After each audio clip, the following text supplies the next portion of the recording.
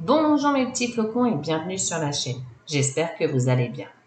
Quand Paris fut choisi par la Walt Disney Company pour y bâtir son futur parc d'attractions Disney, eh bien les concept art de base nous montrent que beaucoup d'attractions n'ont pas pu aboutir, sûrement faute de budget. Eh bien, savez-vous que sur le concept art de base de Fantasyland se trouve une attraction, La Belle et la Bête? Allez, générique!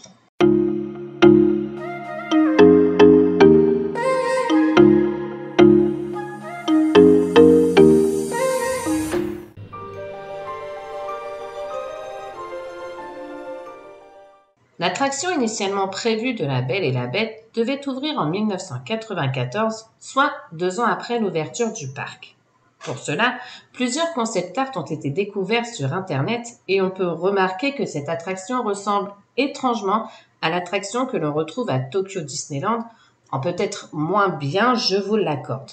Le bâtiment devait mesurer 9 mètres et la façade devait être conçue en perspective, c'est-à-dire que les étages supérieurs étaient faits de manière à être plus petits, ce qui nous donnait une impression contraire que le château était immense. Cette attraction devait être un spectacle musical avec beaucoup d'animatronics et les guests devaient servir d'invités au château. D'ailleurs, la salle devait être une salle sur 3 niveaux, un peu comme un théâtre à l'italienne, avec donc la scène et 2 balcons. Ce genre de salle avait été choisi en fonction du fait que le spectateur pourrait faire l'attraction plusieurs fois et avoir une expérience différente. Ou bien, si l'attraction avait vraiment vu le jour, les balcons auraient sûrement été inclus dans des packs payants. Je dis rien bien sûr. L'attraction était de base divisée en 2.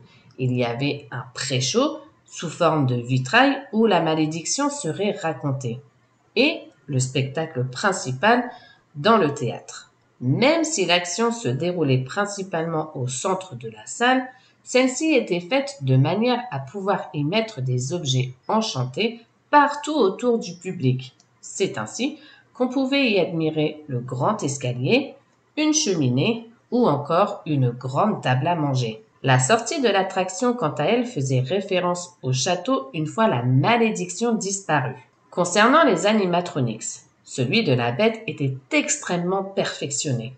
Il pouvait prendre des postures animalières, reproduire fidèlement les mouvements du personnage vu dans le dessin animé et exprimer ainsi ses sautes d'humeur.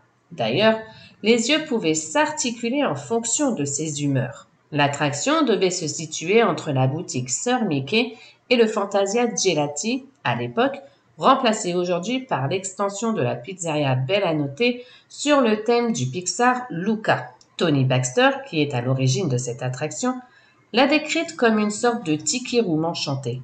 D'ailleurs, lors de la confection du projet, les autres Imagineers appelaient l'attraction Beauty and the Beast Tiki Show. Malheureusement, cette attraction n'a jamais vu le jour et ne la verra sûrement jamais. Car lors de la deuxième phase de construction du parc principal, Disneyland Paris n'atteint pas les recettes prévues et le projet étant trop coûteux, la firme Disney a préféré construire des attractions à moindre coût, comme le passage enchanté d'Aladin par exemple. Avant de poursuivre, petite question pour vous.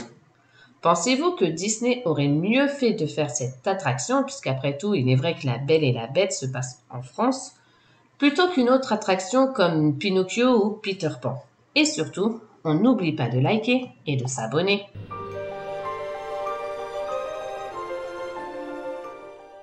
Les visiteurs arrivent dans une forêt sombre, révélant des arbres morts. Après avoir marché un moment dans ce paysage, les visiteurs découvrent le portail du château de la Bête. Une fois entrés dans le château, ils retrouvent le décor familier du film, le vitrail qui nous montre la malédiction de la Bête en nous rappelant que le sort sera levé à condition d'être aimé de quelqu'un. Puis le grand hall avec l'escalier apparaît. Un cast member vient guider les guests dans la salle. Quand tous les guests sont assis, un animatronique de lumière apparaît au centre de la scène. Et c'est ainsi que débute le premier numéro du spectacle, c'est la fête. La vaisselle, les bougies et tous les personnages se mettent à bouger, non seulement sur la scène, mais dans toute la salle. Le numéro finit en apothéose avec Mrs. Samovar qui arrive sur un chariot ainsi que le chandelier qui descend du plafond et dont les bougies s'allument et s'éteignent au rythme de la musique. Soudain, l'éclairage change.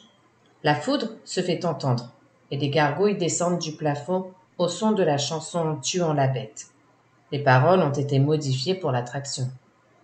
Les gargouilles racontent ensuite au public le mauvais caractère de la bête, expliquent la malédiction dont il est victime et l'importance de la rose magique. Une fois que les gargouilles ont raconté l'histoire, de grands jets de fumée jaillissent au centre de la salle, puis un second coup de tonnerre retentit.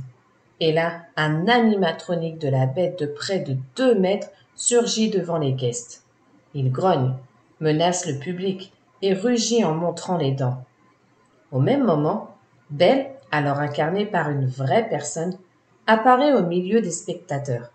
Elle court vers la bête pour lui dire que les spectateurs sont des amis. Ben choisit ensuite un enfant dans le public pour qu'il donne une rose à la bête.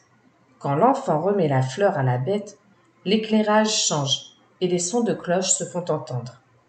Un jet de fumée se propagea dans toute la pièce et masque la métamorphose de la bête en prince qui est alors joué par un acteur. L'éclairage change à nouveau et c'est tout le château qui se transforme. Les gargouilles deviennent des statues gracieuses et le vitrail est restauré, montrant en lumière Big Ben, Mrs. Samovar et Zip redevenus humains. Sur l'air de Histoire éternelle, le public quitte la salle du théâtre et sort en découvrant un décor de château différent de celui du début. Des magnifiques statues ont remplacé les gargouilles et la forêt est devenue un beau jardin menant à l'air de l'attraction It's a Small World.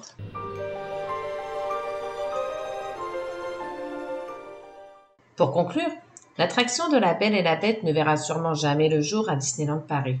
Mais elle a su, malgré tout, trouver sa place au Magic Kingdom à Walt Disney World, reprenant ainsi quelques éléments dans l'attraction Enchanted Tale with Belle, mais également au Tokyo Disneyland où elle bat tous les records en matière de féerie, car on va bien le dire, cette attraction est d'une beauté sans précédent.